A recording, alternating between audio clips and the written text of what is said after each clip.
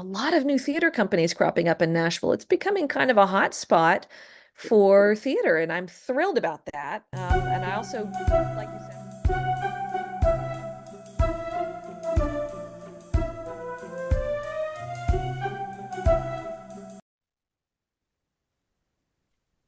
Okay, hello everyone. I'm here with my guest or our guest from Music City Review, Stephanie Dillard, director of The Revolutionists, produced by Women in Theater or WIT Nashville. That will be premiering tonight. yes, Uh, opening day. and we'll have a replay tomorrow, both nights at 7:30 p.m. at the Darkhorse Theater. Stephanie, thank you so much for making time to chat with us in the morning of your premiere. Absolutely, my pleasure. How are you feeling today? I've got the normal opening day jitters, but I'm also just really excited to share this amazing play with Nashville, as well as the amazing cast and crew. They've worked so hard and they're ready. They are ready for an audience. We had a invited dress rehearsal last night, and we really needed to hear those laughs. It changes the pace of the show so much when you have to hold for laughs. So we are there though. We're ready to go. Fantastic. Theater is very responsive, isn't it? So once you start to hear the response, the actors also kind of have a dialogue. So that's great to hear. It's true, and the adrenaline can also help you add Mm. things, funny moments. I saw so many fun things come out with the cast that they hadn't done before, but they were responding in the moment to Mhm. the audience. It's a beautiful thing to see. Wonderful. The Revolutionists, or your staging of the play, and also based on what you have on WIT's website and this beautiful brochure that I'm not going to open up more because people will get to experience it themselves when they come. But I will quote, it says, four beautiful badass women lose their heads in this irreverent, girl-powered comedy set during the French Revolution's reign of terror. Could you elaborate more on what The Revolutionist is about and what is it about in your eyes as a director? Yeah, I love the what we came up with and what Lauren came up with there for the tagline to advertise the show, because it's very tantalizing and very strange, and I'm hoping it piques some curiosity. But you're right, it's not that explanatory. So let me tell you, the heart of the story is really it's really about an actual historical figure named Olympe de Gouges.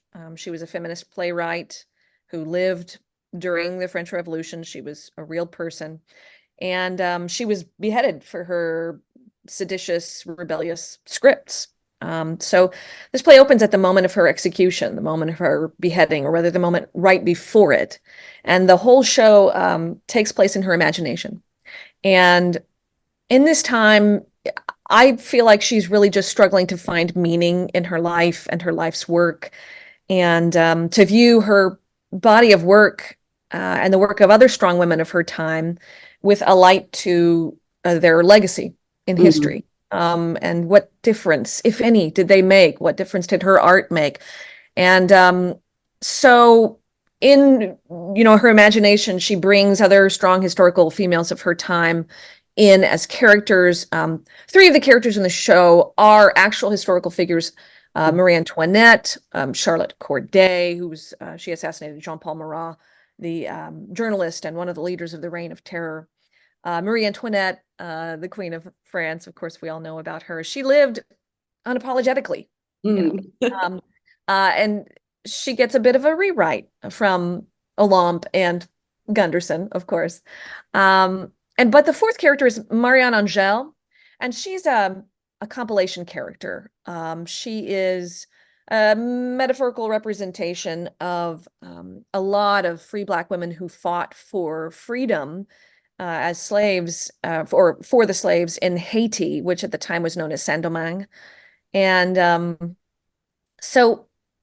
this character was created by Gunderson because she explained it in multiple places, because she didn't feel like Olympe would have really met um, Marianne, but she wanted to be able to include that aspect of French life, and the irony that France was, supposedly rebelling for freedom and at the same time enslaving millions of people. And so, you know, I'm really glad that she made this character. Some people have asked, why is she not a real person? And I think it was just there's my cat, the practicalities of who Olympe would and would not have met in reality. And I'm really glad that she did include that fictional character, conglomeration character.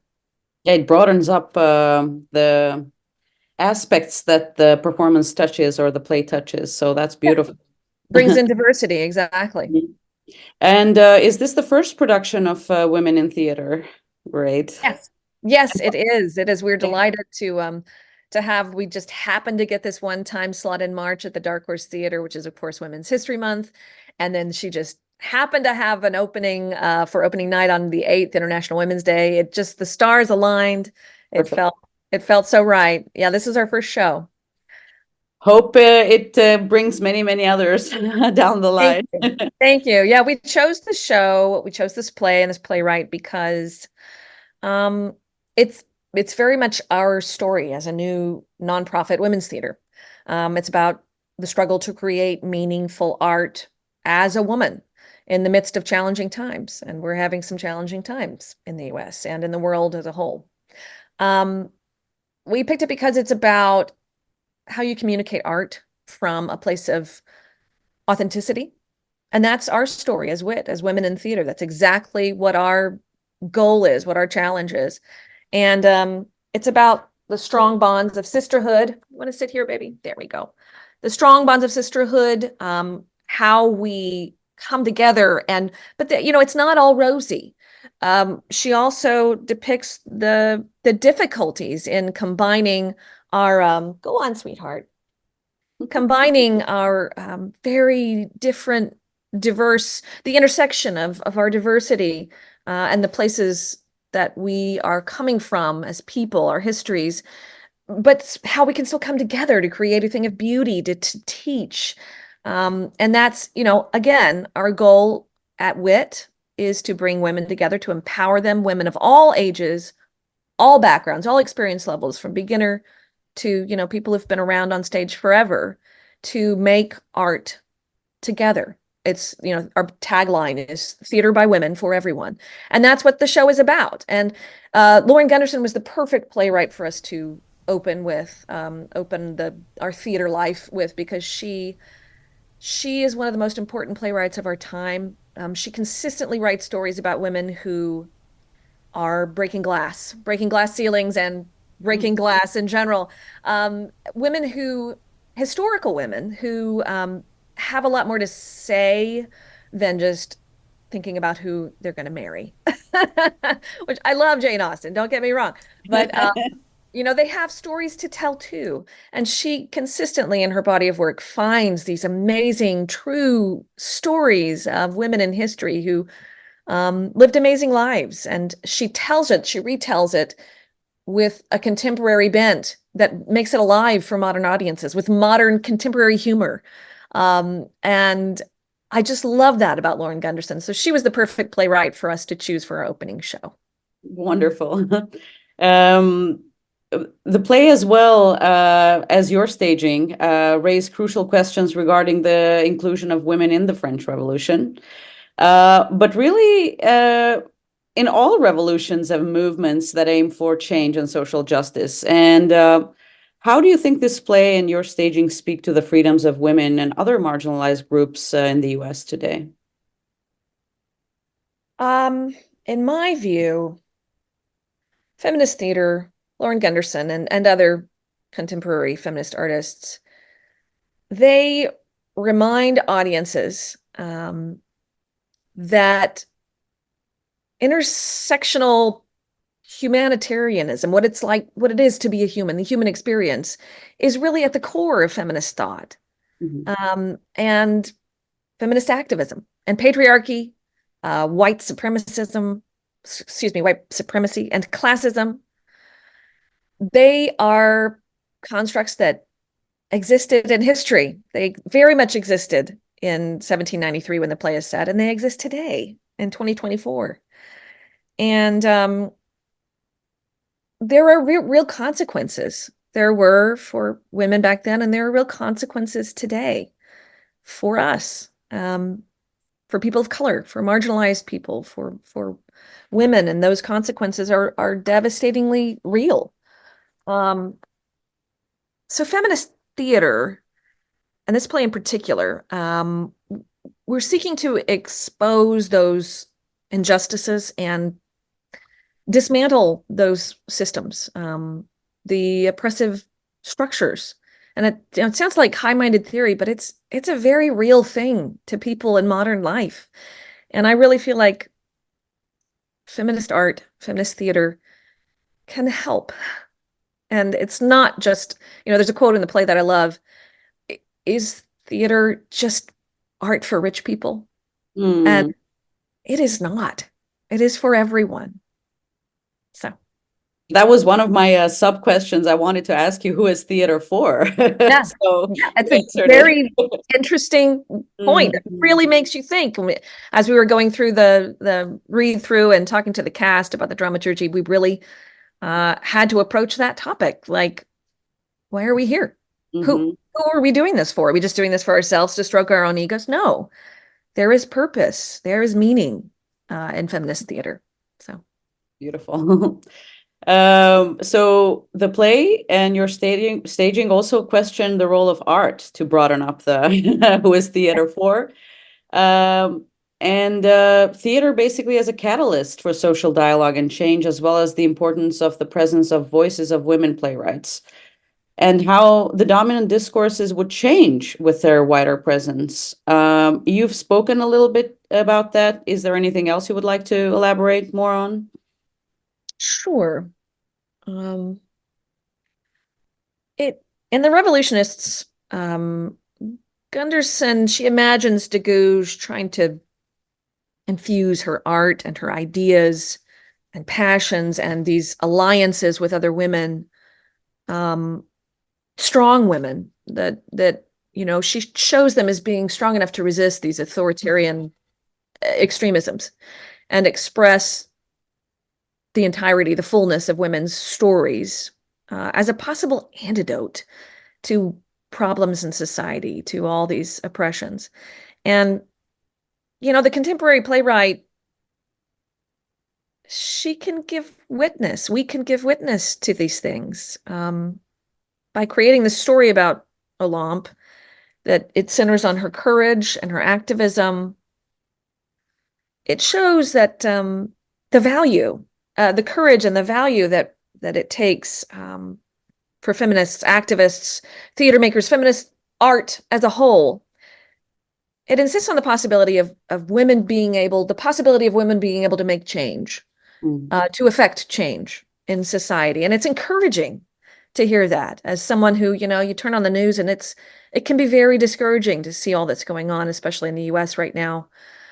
So it's encouraging to see that we can make change. We can better our lives and the lives of those around us, um, through our struggle.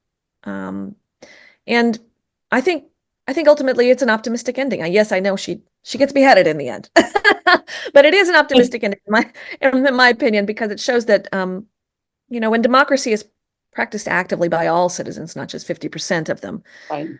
um, we can make things happen when we come together. And democracy isn't truly free until all of its citizens are free to express themselves, until everyone has a seat at the table. And broader inclusion of feminist playwrights and feminist theory in theater, and again, art as a whole, I think it takes us a long way toward gender parity in our whole society, not just in the theater world. And yeah, I think it's a very important thing to keep in mind, especially when you're down in the trenches, trying to find funding and trying to put the show together. And it can be easy. It can be easy to get bogged down in the minutia and in the struggle, but you have to always keep the end in mind, what you're working for. So it's been a very rewarding process. Beautiful. And it's a very specific format, the play is written in. Lauren Gunderson writes in a very riveting way, something between a comedy and a play that is written within the play. There's a very big dilemma and conflict between the two characters, Olympe de Gouges and the playwright, and Marianne Angel. I would call her the revolutionary, basically, Indeed, yeah. regarding what the role of the play should be. To document the reality or to fictionalize it to represent possible utopias, which is, I think, also one of the feminist dilemmas. What was it like for you to stage the complexity of these sort of layers and aspects, and what is your opinion of the role of theater in the US today? As far as staging goes, I loved this play because she makes it very clear, Gunderson makes it very clear in her notes in the very beginning of the script, of the manuscript, that, the play, the way she has written it, it really lends itself to freedom of staging, of set.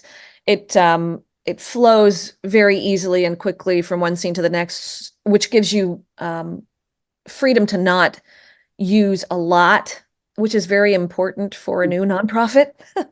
The set's usually the biggest part of the budget.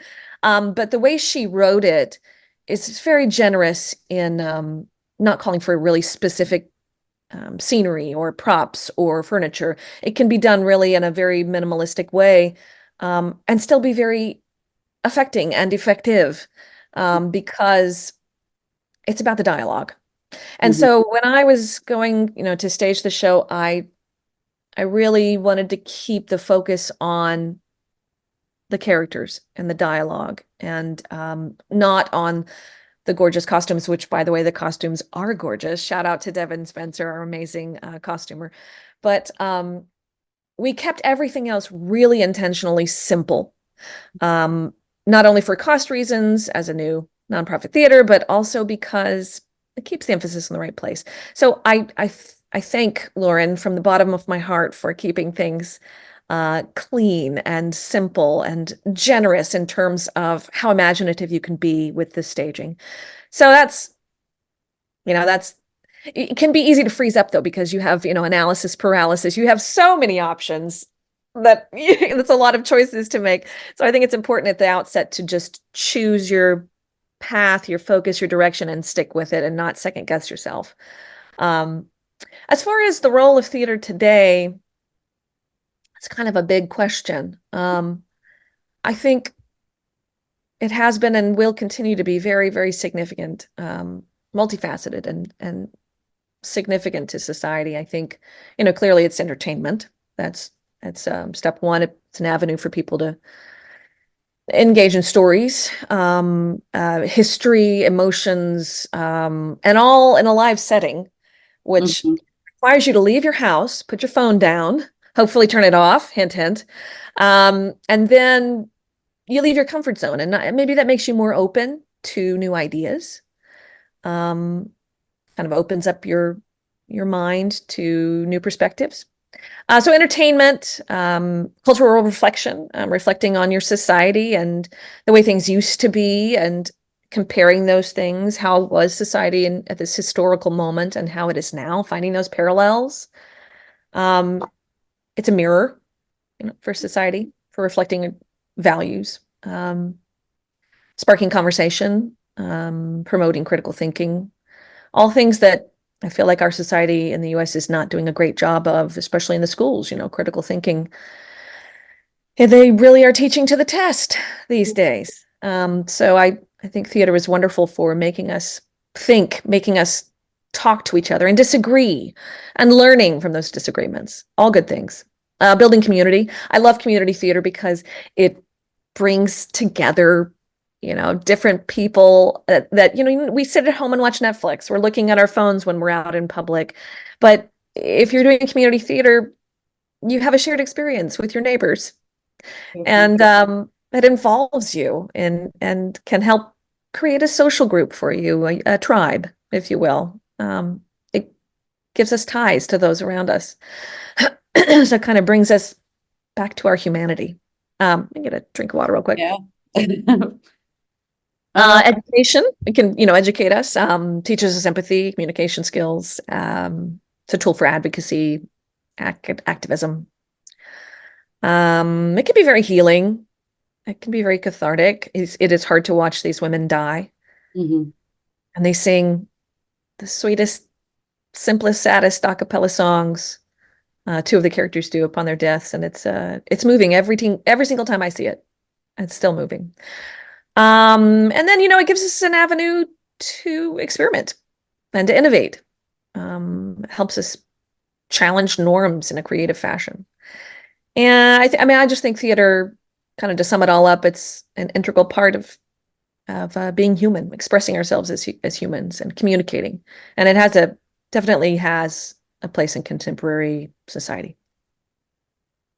Um, Maybe a little bit about the staging process. How did it all come together? The rehearsals? How long have you been working on this, putting together this play that is premiering tonight? It's been about 6 weeks.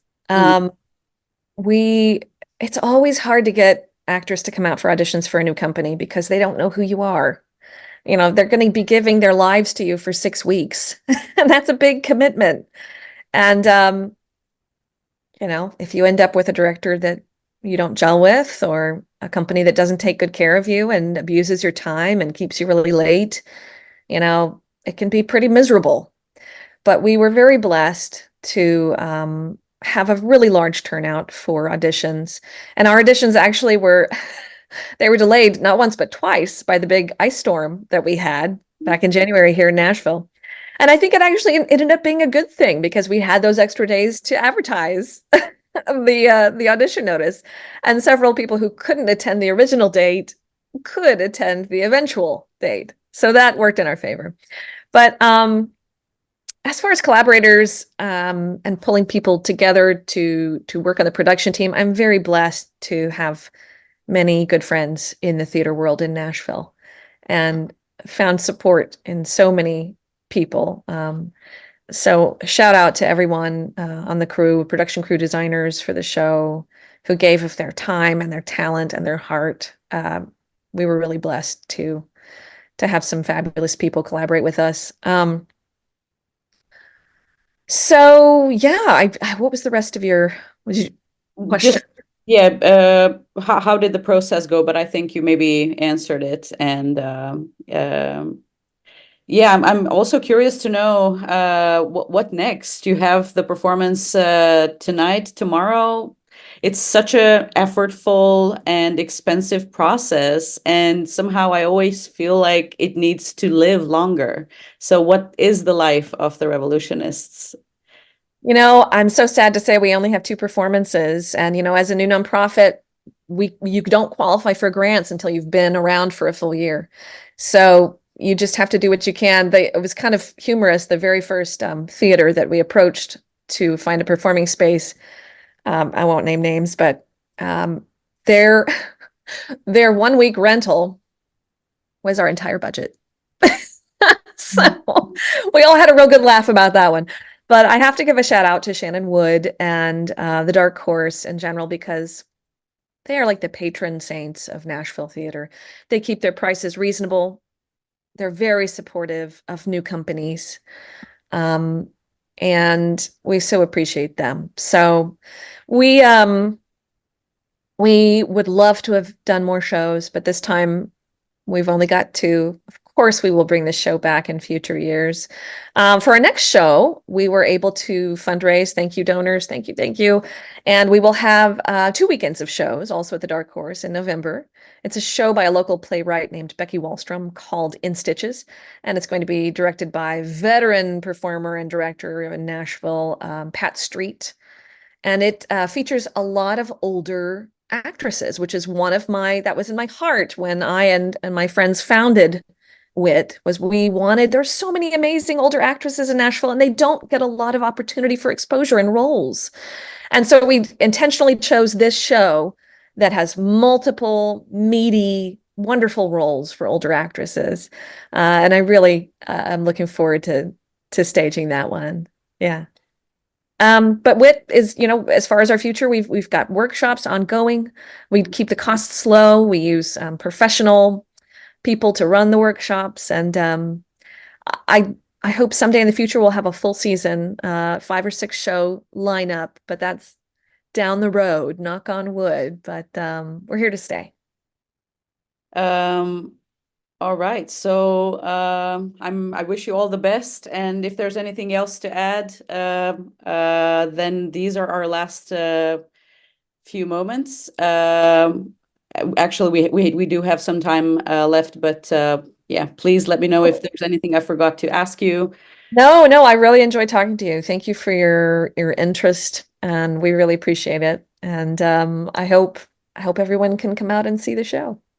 It would be important to remind people that the Revolutionists will be premiering tonight. Are there still tickets left, or? Yes, Okay, yes, so we've got some tickets left. Yeah, come on out.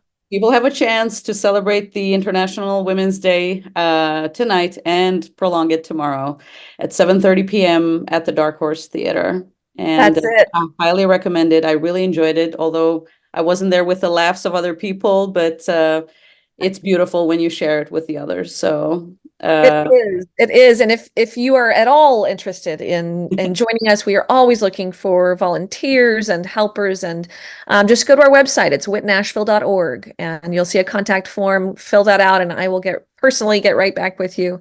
And we would love to see you not only in the seats but also behind the scenes. So there are new opportunities opening up in Nashville, and it's just very enriching, I feel, to have a company that is dedicated to voices of women, mostly played by women actresses, if I understand correctly. And female identifying, we are very open. We would Yes, love yes. to have Mhm. anyone female identifying can, come to our workshops. And of course, we'll do plays that also have male roles too. This just happened to be one that just features 4 female identifying actors. But yeah, no, there are a lot of new theater companies cropping up in Nashville. It's becoming kind of a hot spot for theater, and I'm thrilled about that. And I also, like you said, I'm really glad that we can feature the work of women. I think it's important.